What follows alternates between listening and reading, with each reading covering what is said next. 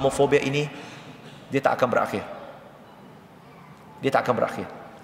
Mungkin tuan-tuan dan puan yang berada di Terengganu merasakan, okey, kita majoriti Muslim, Melayu okey je. Tuan-tuan dan puan tepuk dada tanya iman. Berapa ramai hari ini anak-anak muda kita di Terengganu ini, mereka solat 5 waktu.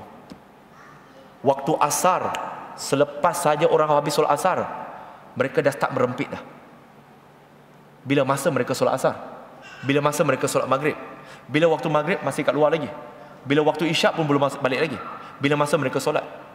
Dan inilah yang akan menjadi golongan, golongan yang akan mudah menjadi sasaran tuan-tuan dan puan-puan muslimin dan muslimat. Jadi sebenarnya kita perlu ada tugas masing-masing.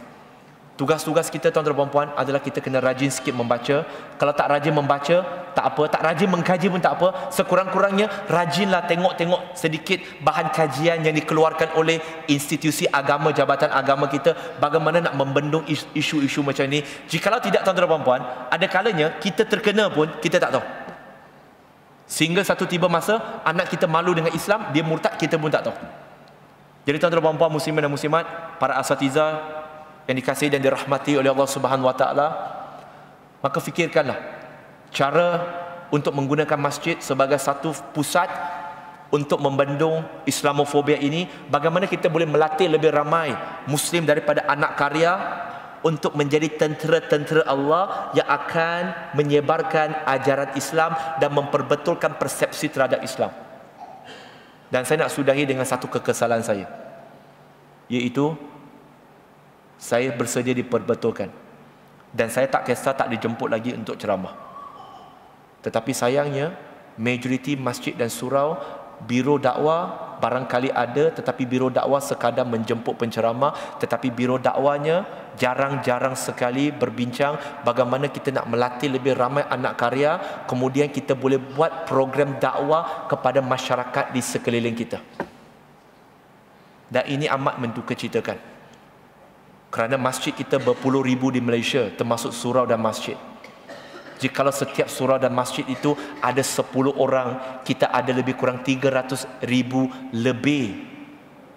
300 lebih ribu atau 300 lebih ribu tentera-tentera yang bersedia untuk berdakwah di tempat mereka, di karya mereka saja, bukannya pergi ke tempat lain. Tapi sayangnya tuan-tuan dan puan-puan, kita tak buat begitu. Tetapi gereja, mereka ada perancangan yang sangat strategik, dan saya puji perancangan mereka.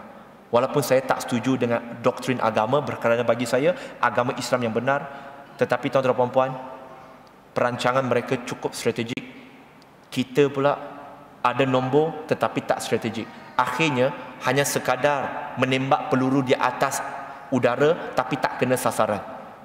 Sebab itu Ali bin Abi Talib radhiyallahu an, perkataan ini dinisbahkan kepada Ali, pernah berkata, kebatilan yang terancang akan mengalahkan kebenaran yang tidak terancang. Kalau kita ada kebenaran tapi kita tak merancang, tuan-tuan dan puan-puan, kita akan nampak seperti kalah.